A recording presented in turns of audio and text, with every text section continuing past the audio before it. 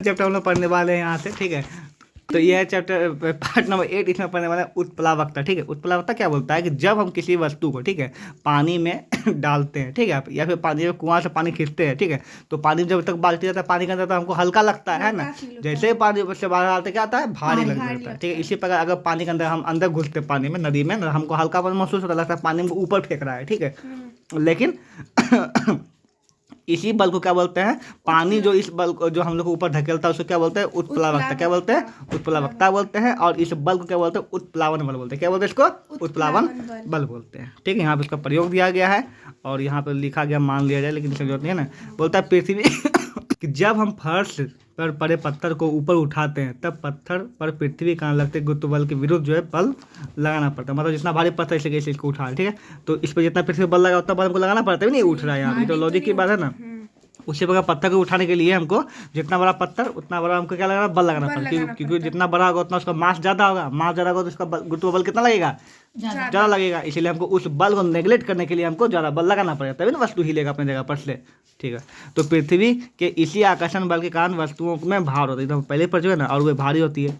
परंतु किसी द्रव में डूबी हुई वस्तु पर एक साथ दो बल कार्य करता है। कितना बल करता है, दो, है ना। पृथ्वी का गुरुत्व बल नीचे की ओर, है ना, और जबकि उत्प्लावन बल जो है वस्तु को ऊपर की दिशा में धकेलता है ना।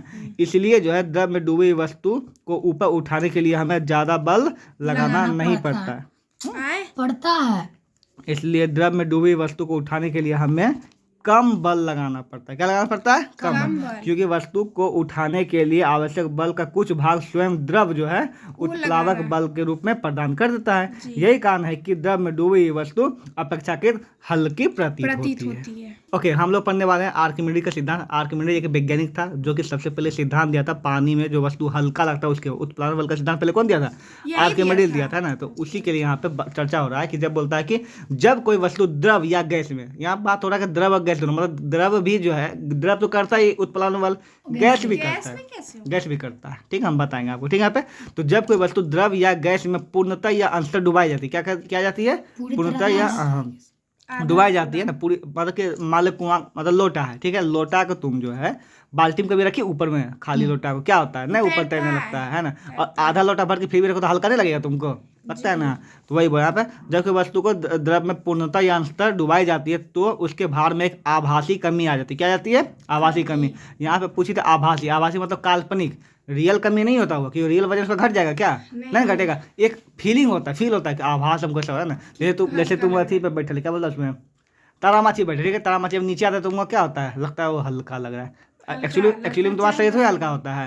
एक्चुअली आभासी कमी क्या आता है, आभासी काल्पनिक कमी होता है, ठीक है, वहाँ पर काल्पनिक कमी आती है ना, आभासी कमी आती है जो वस्तु के डूबे हुए भाग द्वारा हटाए गए द्रव के भार के बराबर होता है। यहाँ पे लाइन को हम कल समझा चुके बहुत ही अच्छा से, ठीक है ना, कि नाव जो है पानी पे क्यों तैरता है ना।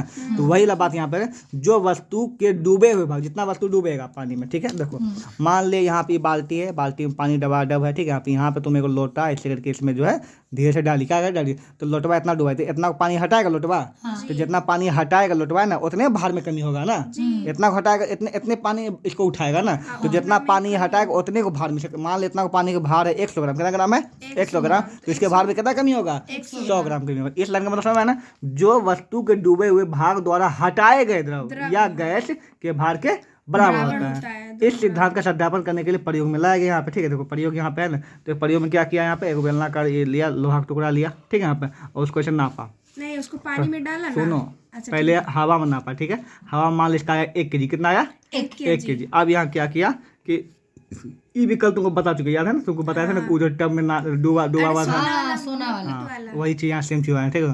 तो अब क्या इसका वजन नापना है ना, तो यहाँ पे पानी लिया, पाइप है ना, पाइप जो याद है ना कल कि यहाँ पे जब इसमें छोड़ा तो जितना जगह हटाएगा उतना पानी यहाँ गिरेगा ना, ठीक है। अब इस पानी को जब तौला ना, तो जितना पानी का वजन था, है ना, मान लो पानी वजन था 100 ग्राम, है ना, तो इसके वजन में 100 ग्राम का, यहाँ पे 100 ग्राम का कमी है। देखो अभी वजन इतना था, अभी वजन क्या हो गया, इतना हो गया, ऊपर हो गया ना, मतलब कम हो गया ना, तो 100 ग्राम का पानी 100 ग्राम में 100 ग्राम का कमी आया, ठीक है। यहाँ पर वही चीज़ यहाँ पे बताया, वही चीज़ यहाँ पे लिखा हुआ पूरा भाषण में, ठीक है।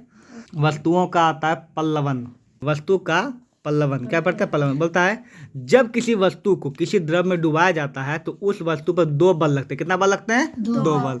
पहला वस्तु का भार W1, ठीक है, जो वस्तु को नीचे की ओर लगाता है, और द्रव की उत्प्लावकता W2, ठीक है, जो आर्किमिडीज के सिद्धांत के अनुसार वस्तु को हटाए गए द्रव के भार के बराबर होता है, तो वस्तु पर बल ऊपर की ओर लगता है। ठीक है, इन दोनों बलों W1 W2 के अपेक्षित परिणामों के अनुसार निम्नलिखित 3 स्थितियां संभव हो पाती है। ठीक है, चलो हम लोग इसको समझाते बोल कर आइए। ओके, तो ये बोला कि देखो मान ले एगो बाल्टी है, ठीक है, इसमें है पानी भरा हुआ, ठीक है, पानी में मछली भी है, लेकिन अभी हम मछली को नेगलेक्ट करेंगे। ठीक है, अब इस पानी में हम डालेंगे कोई चीज़, वस्तु, क्या डालें, कोई वस्तु, ये वस्तु हम पानी में डाल दिए। ठीक है, यहाँ पे तो वस्तु में देखो यहाँ पे 2 बल का, कितना बल का, 2। पहली बात तो पृथ्वी इसको नीचे की ओर खींचेगा, उसको बोलते हैं W1, क्या बोलते हैं इसको, W1 वर्क 1। ठीक है, जो पृथ्वी खींचेगा नीचे क्या बोलेंगे, W1 बोलेंगे। ठीक है, ओके, अभी पनिया जिसको ऊपर फेंकेगा, है ना, उसको बोलेंगे W2, क्या बोलेंगे इसको, W2।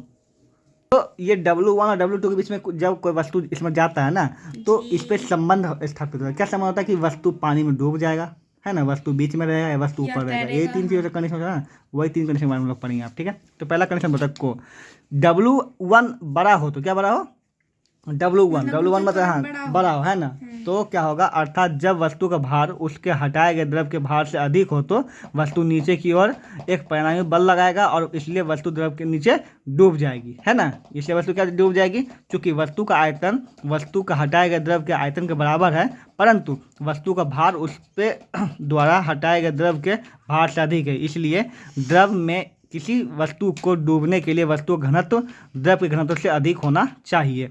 ये भाषण हम तुमको पूरा अच्छा से कल बता चुके हैं। ठीक है, हंसो मत, ठीक है, बता चुके इसके बारे में। ठीक है, समझो जो चीज़ है ना, इसी तुमको बता चुके हैं। हम यहाँ क्या बोले, ठीक है, यहाँ ये बोले कि देखो W1 अगर बड़ा हो, क्या ये बड़ा कब होगा, ये बड़ा कब होगा, हम तो बता ना कल एग्जाम्पल कि एक कील जो है क्यों पानी में डूब जाता है और एक बड़ा नाव तैरता है, बताओ क्यों तैरता है, क्योंकि कील जो है जितना पानी हटाता है ना, जितना अपना वजन के बराबर हटाएगा ना पानी, उसका घनत्व, पानी घनत्व क्या होता है, कम, इसका क्या होता है, ज़्यादा। वही चीज़ यहाँ पर भी है। ठीक है, जैसे वस्तु डूबा है यहाँ पर, वही सेम चीज़ यहाँ बोला है ना, वस्तु यहाँ डूबा है ना, तो जितना पानी हटाया, ठीक है, हाँ वही जितना पानी है वस्तु के नीचे द्वारा पानी में बल लग गया। ठीक है, चूंकि है ना वस्तु का आयतन जो है हटाए गए द्रव के आयतन के बराबर है, परंतु है ना आयतन तो बराबर नहीं रहेगा, जितना ये क्या बैल, जितना ये हटाए कांटी, जितना पानी हटाएगा अपने आयतन के बराबर हटाएगा, दोनों आयतन तो बराबर नहीं रहेगा हमेशा, आयतन तो हमेशा बराबर रहेगा, लेकिन हाँ आयतन तो बराबर है, लेकिन वस्तु का आयतन हटाए गए द्रव के आयतन के बराबर है, परंतु वस्तु का भार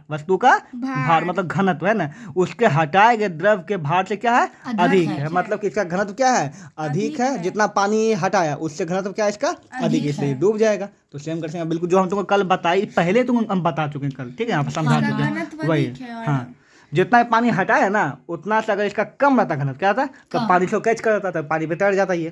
ठीक है, लेकिन क्या हुआ इसका घनत्व, जितना ही पानी हटाया उससे भी ज़्यादा इसका घनत्व होता है, अंदर घुस जाएगा, डूब जाएगा पानी में। वही बात है यहाँ पे। ठीक है, किसी द्रव में किसी वस्तु को डूबने के लिए वस्तु का घनत्व, किसका घनत्व, वस्तु का घनत्व द्रव के घनत्व से अधिक होना चाहिए। अगर वस्तु घनत्व ज्यादा है, वस्तु घनत्व क्या है, इसका ज्यादा डूब जाएगा, और इसका कम है तो किसके बराबर, पूरा द्रव के बराबर नहीं, जितना पानी हटाएगा, जितना ये हटाएगा ऐसा। ठीक ना, क्योंकि देखो पूरा नदी का घनत्व तो किसी भी समुद्र के जहाज से ज्यादा ये होगा ना, नदी का पूरा नदी का नहीं ले सकते हैं ना, हम क्या लेंगे बताओ, जितना पानी वो हटाएगा, जितना पानी वो हटाएगा उतने वो लेंगे। ठीक है, जितना पानी हटाएगा, ये इंपॉर्टेंट है। ओके, दूसरा क्या बोलता है, पहला कंडीशन समझ में आ गया, W1 ज्यादा W2 कम, है ना, तो डूब जाएगा। W1 ज्यादा क्यों होगा, W1 ज्यादा इसलिए होगा क्योंकि इसका वजन ज्यादा होगा, है ना, जितना पानी हटाएगा उससे ज्यादा वजन होगा, इसलिए डूब जाएगा। अच्छा देखो, ये दोनों कंडीशन में दो ही चीज हो सकती है। देखो एक है W1 वर्क है, एक W2 है ना यहाँ पर, तो या फिर दोनों क्या होगा, या फिर ये W1 बड़ा होगा,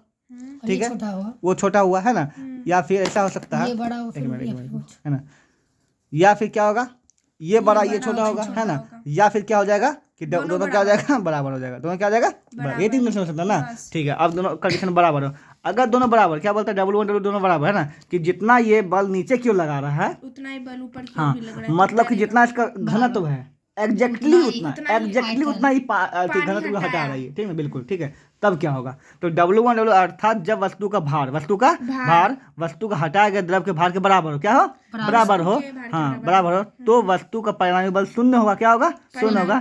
हाँ, और इसलिए वस्तु द्रव में डूबी है ना, पूरी डूबी हुई प्लवन करती रहेगी। प्लवन मतलब क्या होगा, बीच में, हाँ, या फिर यहाँ कहाँ रहेगा, बीच में, यहाँ बी नंबर में यहाँ रहेगा, कहाँ रहेगा, यहाँ नहीं है, ये पहला हम डूब यहाँ गया। ना होगा। सुनो, ये पहला कंडीशन में W2 बड़ा था इसलिए क्या, W1 बड़ा था तो नीचे घुस गया ना, W1 बड़ा था इसलिए नीचे घुस गया है ना। बी नंबर क्या होगा, यहाँ रहेगा, कहाँ रहेगा, यहाँ बीच में रहेगा, ठीक है यहाँ पे ये, ओके, ना ऊपर ना बीच में, ठीक है यहाँ पर ये अंदर में है, पूरा ऊपर भी नहीं है, ये बीच में है। पूरा ऊपर कब रहेगा, जब ये पूरा उसके ऊपर ढकेला ताकत रहेगा तो दोनों बराबर नहीं जी, ना बल ऊपर लग रहा है ना बल नीचे लग रहा है, तो करगी में जहाँ बाउंड्री वहीं खड़ा रह गया।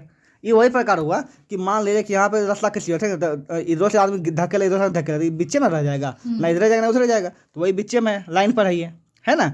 और वही तीसरा कंडीशन में क्या होगा बताओ, W2 बड़ा क्या हो जाए, W2 मतलब नीचे क्या हो जाए, बड़ा, जैसे नाव है ना, नाव उस पर डाले यहाँ पे, तो नाव डाले, नाव का आयतन बड़ा है ना, तो जितना ही पानी हटा रहा है, ज़्यादा पानी हटाएगा ये है ना, ज़्यादा पानी हटाएगा तो इसके वजन से ज़्यादा पानी हटाएगा तो ये ज़्यादा बल हो जाएगा ना, तो वही बात यहाँ पर, ठीक है।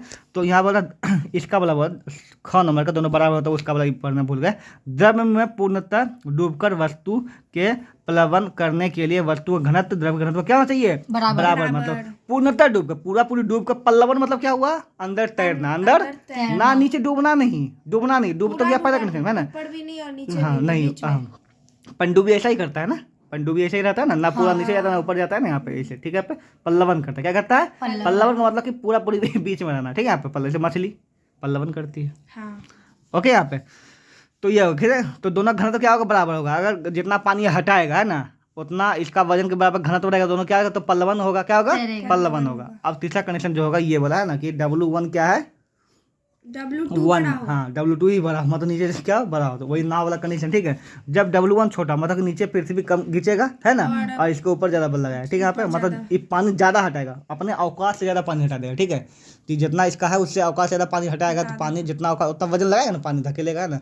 तो मान लीजिए इस जहाज का वजन है 5000 किलो, कितना किलो है, 5000, और ये जो हटा रहा है 10,000 किलो पानी हटा, कितना हटा रहा है, 10,000, तो क्या होगा, ये ऊपर रह जाएगा, नीचे आएगा कभी नहीं, ऊपर ढकेला, क्योंकि 10,000 का बल लगेगा ऊपर से, नीचे से कितना 5,000 का बल है, तो ऊपर ही रहेगा, ऊपर आ जाएगा, वही बात यहाँ है ना।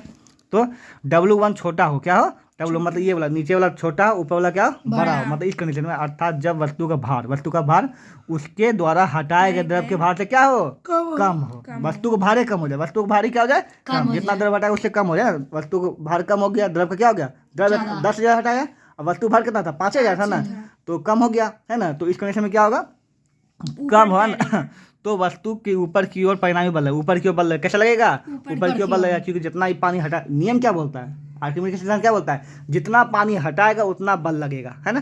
तो 10,000 पानी हटे तो 10,000 का बल लगेगा, कितना लगेगा, 10,000 का बल लगेगा, लेकिन इसका वजन कितना, 5,000 है ना, इसीलिए ऊपर आ जाएगा, हाँ समझेगा इस, ठीक है। तो वही यहाँ बोला कि वस्तु पर ऊपर की ओर परिणामी बल लगेगा, जिससे वस्तु ऊपर की ओर उठने लगी और तथा द्रव में अंशतः डूबकर पल्लवन करेगी, क्या करेगी, है ना, या फिर पूरा ऊपर रहेगा, हल्का से नीचे रहेगा, क्या रहेगा, हल्का सा नीचे, नाव हल्का से रहता है ना, अंदर हल्का से नीचे रहता है, आधा भींगा हुआ रहता है, हल्का से रहता है यहाँ पे, ठीक है, यहाँ पे वही अंशतः। इस स्थिति में वस्तु केवल उतना ही भाग द्रव में रहेगा जिसके द्वारा हटाए गए द्रव का भार वस्तु भार के बराबर हो जाए, क्या हो जाए यहाँ पे, बराबर हो जाए। यहाँ क्या बोला, इस स्थिति में वस्तु का केवल उतना ही भाग जो है द्रव में रहेगा, कितना रहेगा, हाँ द्रव में रहेगा, जिसके द्वारा हटाए गए द्रव के भार की क्या हो जाए, वस्तु के भार के बराबर हो जाए। फॉर एग्जाम्पल देखो, मान लीजिए कि ये है, ठीक है, यहाँ पे पानी भरा हुआ है ना, यहाँ पर नाव रखे, क्या रखे, नाव, तो नाव में जो है, तो ये अब आप ये देखें कि यहाँ पे 10,000 का पानी हटाया है ना, और ये 5,000 का यहाँ पे बल लगाया नीचे, ठीक है। तो ये पूरे ऊपर नीचे, हल्कों से नीचे क्यों है, हल्का से भी नीचे, आज